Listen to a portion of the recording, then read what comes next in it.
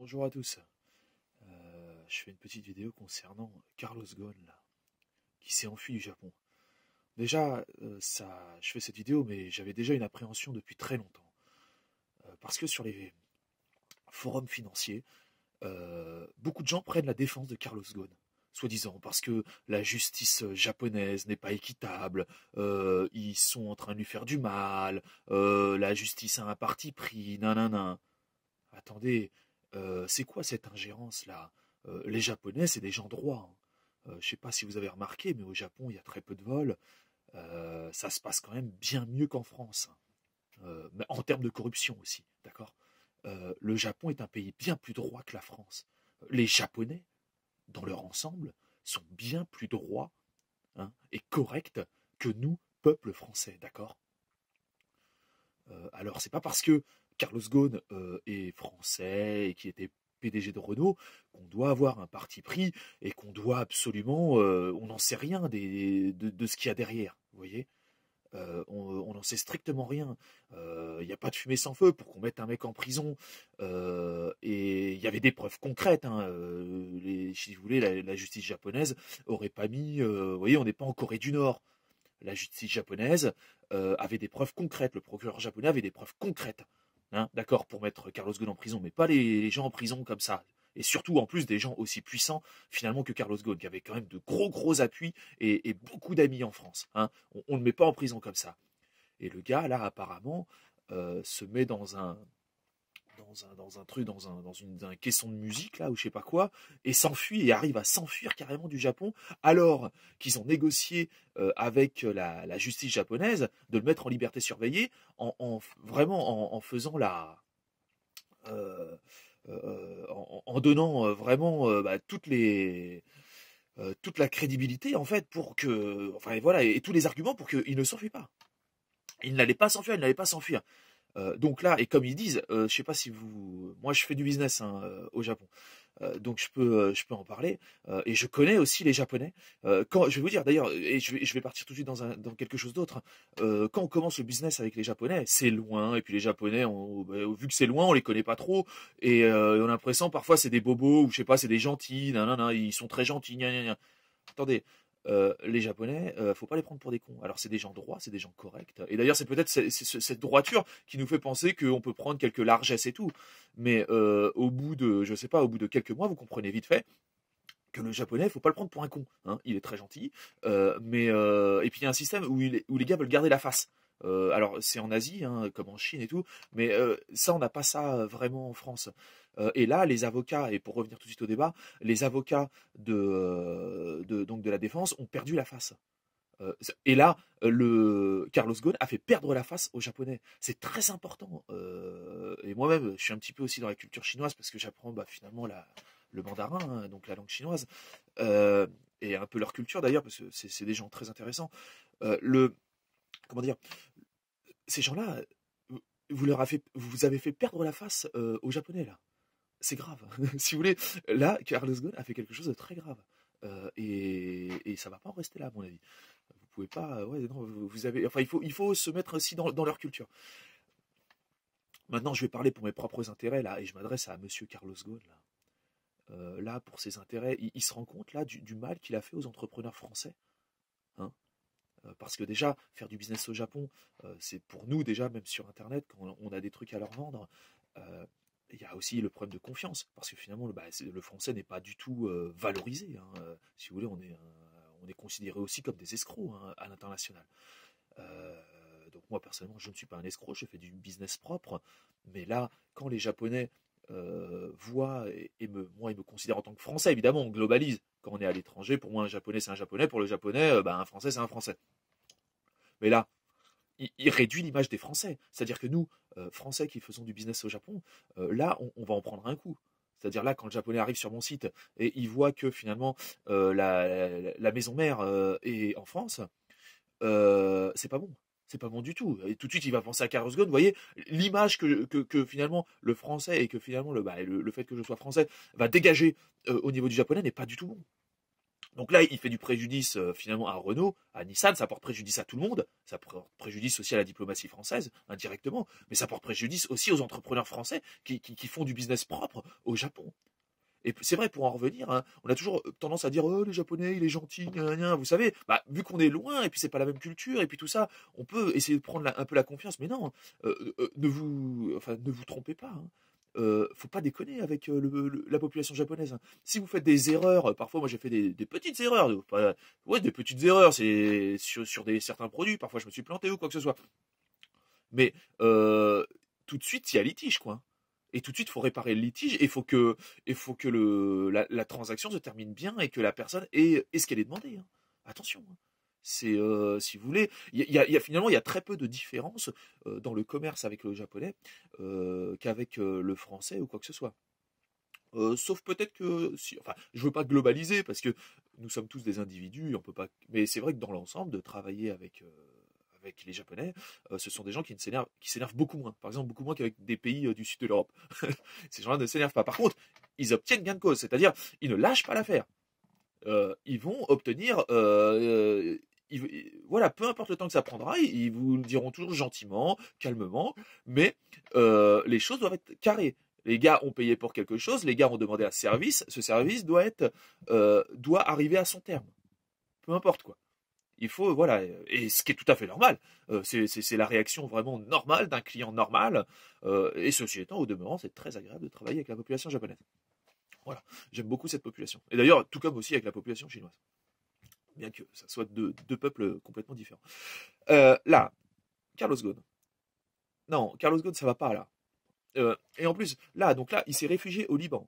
Et tout le monde trouve ça normal. Euh, non, non, non. Là, vraiment, si la justice française, quand même, Carlos Ghosn est quand même français, là, la France, ce qu'elle doit faire, c'est le remettre aux autorités japonaises. D'accord. On peut pas comme ça. Vous voyez, il n'y a pas deux poids, deux mesures, quoi. Alors, il y a des gens qui vont en prison, il y a des gens là pour, genre, je sais pas, pour 50 euros, vous allez les mettre à Fleury. Et là, il y a un mec, il fait des gros trucs et tout, hein, parce qu'il y a quand même des preuves derrière. Hein, je suis désolé. Alors oui, présomption d'innocence, d'accord. Il y a quand même des preuves et le mec s'est quand même échappé. Hein. Alors, je veux pas être méchant, mais est-ce qu'on pourrait pas laisser la justice japonaise, qui est quand même une justice droite et une justice intègre, hein, dans un pays intègre. Hein, je vous dis, on n'est pas, il n'y a pas une dictature au Japon. Hein, ce sont des gens carrés avec une justice carrée. Et j'ai trouvé ça vraiment dégueulasse dans les forums financiers. La plupart des gens, hein, comme sur par exemple investing.com, hein, la plupart des gens à chaque fois qu'il y a un article sur Carlos Ghosn et sur sa détention, tout le monde prend parti de Carlos Ghosn. Hein. Et genre, on décrédibilise la justice japonaise et le procureur japonais. Et ça, je trouve ça vraiment très très mal. Non, non, non. Il faut remettre Carlos Ghosn aux autorités japonaises et que la justice suive son cours. C'est pas possible. Vous pouvez pas faire perdre la face comme ça à une nation, quoi.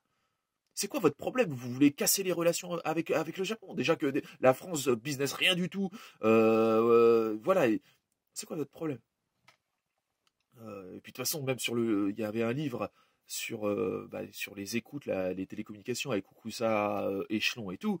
Et les Américains, au travers finalement des écoutes sous-marines et tout, ils avaient très bien expliqué que de toute façon, les Français fonctionnaient énormément à la corruption. Alors autant les États-Unis fonctionnaient par la technologie et par la création de technologies, mais les Français, eux, on est réputés de toute façon dans le monde, hein, même que ça soit dans des trucs comme au Brésil ou ce que vous voulez. La France, nous sommes, non, et je suis français, nous sommes réputés, ma population est réputée pour corrompre, hein, pour la corruption. C'est-à-dire qu'on n'a pas de technologie, évidemment, il n'y a pas de capitalisme, il n'y a pas de libéralisme. Donc, et le seul moyen de refourguer nos trucs, c'est essayer de gratter, hein, un peu comme en Afrique ou ce que vous voulez. C'est essayer voilà, de faire de la corruption et de gratter finalement. Vous voyez, il n'y a pas la technologie, il n'y a pas vraiment l'utilité.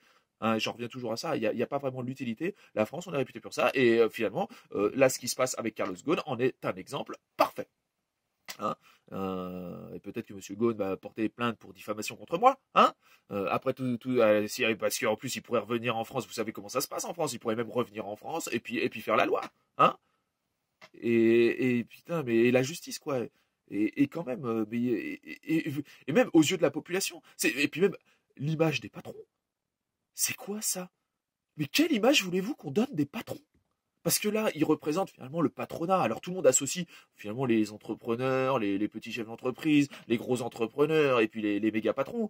Tout le monde associe ça. Mais quelle image il donne? Quelle image il donne du capitalisme? Quelle image il donne du libéralisme? Quelle image il donne? Vous voyez, il respecte. Voilà, je sais pas. Là, ça va pas là. Quand même, il y a eu des choses graves apparemment qui se sont passées. Mais voilà. Et maintenant, qu'est-ce qu'on va dire? Les grands patrons, regardez, mais quelle image ils donnent du business? Non, non, non, mais là, pour ce qui vient de se passer, il y a pas que le Japon là qui doit juger Monsieur Ghosn. Il porte là vraiment, il porte un coup et ce monsieur porte préjudice à l'ensemble de la communauté financière, de la communauté de finalement du patronat. Euh, il nous porte préjudice à tous, quoi. Attendez, au moins qu'il réponde de ses actes. S'il est innocent, ce monsieur, pourquoi pas? Mais il devait. Et puis attendez, on ne met pas en prison aussi longtemps. Ils avaient peur qu'il s'enfuit. Et ils en avaient bien raison, apparemment, les Japonais. Hein, déjà, la seule chose qu'on peut confirmer dans cette histoire, c'est que le procureur japonais, la justice japonaise, avait bien raison de se méfier qu'il parte. Et de le laisser en prison et surtout de ne pas vouloir. Et alors, il y a eu pression sur pression sur pression. Mais ils avaient. Voilà, et en tout cas, ça a justifié déjà ça. Mais attendez. Mais on est où là? Vous pouvez pas. Et comment il a pu s'enfuir, le mec? Les 3 passeports avaient été remis et tout. Et les avocats, et même les avocats, là, ils ont dit, ils ont perdu la face. Tout le monde a perdu la face. Mais ne sous-estimez pas, au niveau asiatique, le fait de perdre la face. Dans les pays asiatiques, quelqu'un qui est en panne de voiture, qui, ou qui a un problème, vous allez voir, il est au milieu de l'autoroute, il est en panne, même il fait chier tout le monde, il a bloqué la route, il sourit. Il a un grand sourire. Ne pas perdre la face. C'est très important. Ne sous-estimez pas ce truc-là. Carlos Ghosn a fait perdre la face aux Japonais. Et c'est pas bien. C'est un peuple droit. Et vous ne pouvez pas humilier des gens comme ça. Vous voyez, moi, franchement, là, Macron, là, arrête. Remets-le aux autorités, là. Allez le chercher au Liban, là, et remettez-le aux autorités. La justice doit se faire. On ne met pas les gens en prison pour rien du tout. Surtout aussi longtemps, et des gens aussi puissants que Carlos Ghosn. Il s'est vraiment passé quelque chose. Hein, ça me rappelle l'histoire avec DSK. Hein, vous vous rappelez, où tout le monde avait dit oh, la présomption d'innocence, il faut absolument qu'il soit innocent. Nanana. Ça s'est réglé à coups de dollars, hein, cette histoire. Hein, on ne sait pas vraiment ce qui s'est passé encore derrière, mais ça s'est réglé avec beaucoup d'argent. Vous voyez, et ce qui est bizarre, c'est quand même fantastique, c'est qu'en fait, les gros patrons, genre les hautes sphères françaises, ne tombent qu'à l'étranger. En France, ils ne tombent jamais, ces gens-là. Hein? Notre belle justice, propre. Hein? Eh oui, ces gens-là ne tombent jamais. Il n'y a jamais d'enquête sur ces gens-là. Enfin, je ne sais pas ce qui. Ou alors peut-être il y en a. Je ne sais pas, il faudrait demander aux services financiers, parce qu'il y a des gens qui font des enquêtes. Mais après, où mènent les enquêtes? Vous voyez, donc vous avez des gens qui investiguent, mais après, où vont ces investigations? On n'en sait rien. Mais voilà, c'est quand même, il faut quand même aussi retracer, c'est très intéressant que ces hautes sphères hein, de la France, hein, vous voyez, pas ces élites, parce que moi j'appelle pas ça des élites, mais ces gens finalement, cette oligarchie a quand même, alors je veux pas faire de trucs complotistes, mais ne tombe qu'à l'étranger. Hein. Les grosses affaires comme ça, vraiment, voilà. Et alors, et en plus, alors déjà ne tombe qu'à l'étranger, donc ça veut dire que finalement c'est la justice étrangère qui fait son boulot. Et alors on critique sa justice étrangère. Et c'est rigolo parce que la population française elle-même qui critique finalement la corruption, qui est contre tout ça, va vous dire que ces justices étrangères ne sont pas intègres et que c'est un complot. Ouais, non, mais et je vais vous dire pourquoi la population française vous explique finalement que Carlos Ghosn devrait être libéré, que la justice japonaise est mauvaise, que nanana. Pourquoi on dit tout ça? Parce que nous, le peuple français, nous sommes habitués à la corruption. Hein. Quand vous regardez les classements des pays les plus corrompus, on n'est pas du tout dans les pays les plus sains, nous. La corruption en France est partout. Après, même au niveau international, c'est-à-dire, étant donné qu'on n'a pas de capitalisme finalement, enfin, ou très peu, et on n'a pas de libéralisme, on ne crée pas de technologie, il n'y a pas de grosses sociétés, vous voyez, les nouvelles sociétés high-tech, il y en a très peu en France. Et donc, qu'est-ce qu'on fait pour essayer de refourguer finalement et continuer à faire du commerce? On est obligé de faire des négociations, on va dire, numéraires avec les autres gouvernements. Parce qu'on n'est pas capable de gagner un marché finalement par de la technologie nouvelle ou par voilà ou par vraiment une utilité pour les populations ou pour les autres nations, hein. Donc ça se passe à coup d'euros, hein. Voilà. Et ça, les mecs là, je vous le dis, hein, dans le livre sur télécommunications et écoute d'un auteur anonyme parce qu'il n'a pas pu, il expliquait des choses vraiment très très graves. Justement, dans les écoutes sous-marines là, avec Ukusa ou Échelon et tout le bazar. Il expliquait justement que ça servait aux Américains de prouver la corruption de certains pays européens, dont faisait partie la France. Donc voilà, et il se protégeait avec ces systèmes-là, d'ailleurs, de la corruption. Et ça mettait quand même, ça mettait un garde-fou. Les Français savaient qu'ils étaient quand même, qu'il fallait pas qu'ils déconnent trop. Ça se trouve même encore là, si Ghosn est tombé, c'est aussi peut-être, alors je veux pas être dans le complotisme, mais c'est peut-être aussi grâce à Okusa et à Échelon qu'ils ont dit attendez, le mec est en train vraiment de faire n'importe quoi. Parce que croyez pas qu'on vous parle de la confidentialité et tout. Attendez, il y a aucune confidentialité sur les réseaux. Et voilà. Après, si les Américains s'en servent à bon escient, et justement pour contrer la corruption et faire l'essor du libéralisme et du capitalisme propre, c'est-à-dire où il y a de la création de valeur, de la création de technologie, et pour contrer justement la corruption, moi je trouve ça très très bien, et allez-y, continuez à faire les écoutes sous-marines et tout. Moi, ça va, franchement, si c'est pour faire tomber des trucs comme ça et des gens qui finalement excusez-moi, mais qui pourrissent le business, moi je suis d'accord. Moi je suis d'accord avec votre truc, quoi. Allez-y, écoutez tout ça et rétablissez le capitalisme d'utilité et le libéralisme dans sa plus belle expression, quoi. Une concurrence sans corruption, une concurrence sans magouille, quoi. Une belle concurrence qui ne se fait que par l'utilité, qui ne se fait que par une concurrence, voilà, une concurrence propre, quoi, où les acteurs jouent avec les mêmes règles. Je suis plutôt d'accord avec ça. Écoutez, c'est la fin de ma vidéo. Voilà, je suis vraiment pas content. Ce mec-là porte préjudice aux intérêts des entrepreneurs français. Ce qui s'est passé, ça porte préjudice au business français avec le Japon. C'est pas bon du tout.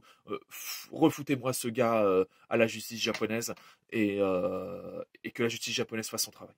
Voilà. Il n'y a pas de parti pris à avoir, c'est dégueulasse. Et au final, on passe pour des corrompus encore, ce qu'on est d'ailleurs, hein. Nous sommes une population, un pays corrompu. Et c'est pas bien, quoi. Putain, arrêtez un peu. Arrêtez. C'est pas bien, quoi. C'est... Non, franchement, je suis pas content. Je trouve ça vraiment dégueulasse. Allez, bonne journée à vous.